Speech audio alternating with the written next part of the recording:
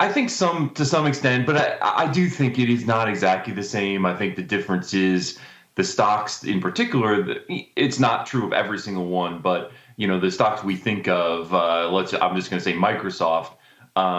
Being a very strong company, it's different than it was back then when you had I'd say a large number of companies with pretty questionable business models, questionable path to profitability. Clearly, Microsoft is a great company and worth more than your average company by a long shot. That's what makes it more difficult. But I do think in the end, what you're seeing is the market getting very narrow down to some of these companies doing very well, and then quite a few, obviously, large numbers when you look at the non-market cap weighted index not doing as well. And then obviously the bifurcation between growth and value, where growth is just trouncing value stocks. I think that's where you can say, it looks similar in that respect. And I do think it is worth thinking that, again, that things are only valuation matters in the long run.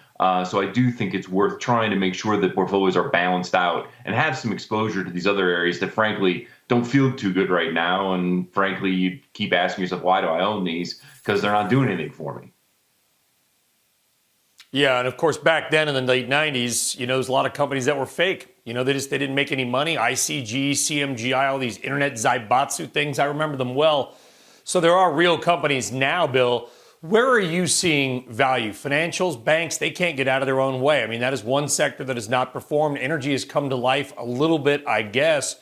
There's got to be some sectors where you think investors just have not paid enough attention.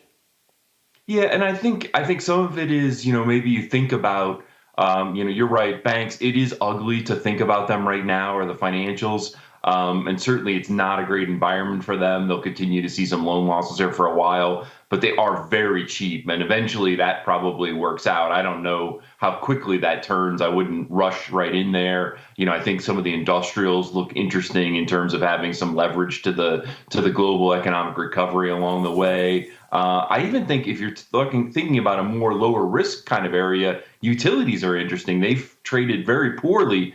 If eventually, and while it's already true, as investors continue to look for a place for some sort of yield, I think it's an interesting place. Certainly, they look cheap relative to interest rates. I think that's another interesting spot, and certainly not not exposed hardly at all in terms of to economic slowdown.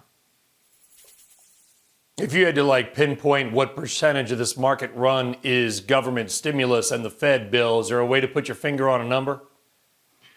Yeah, I don't know. I mean, part of the problem is I want to give them credit because, they did some obviously great things to pull us back from the brink, and doing some of those programs really did have a positive effect. So I don't want to give the impression that I think it's all, some sort of sugar high that has to go away. I think the good news is the financial markets didn't lock up. We're still functioning, and we can debate how quickly the recovery is going back, and we've lost a little momentum here recently.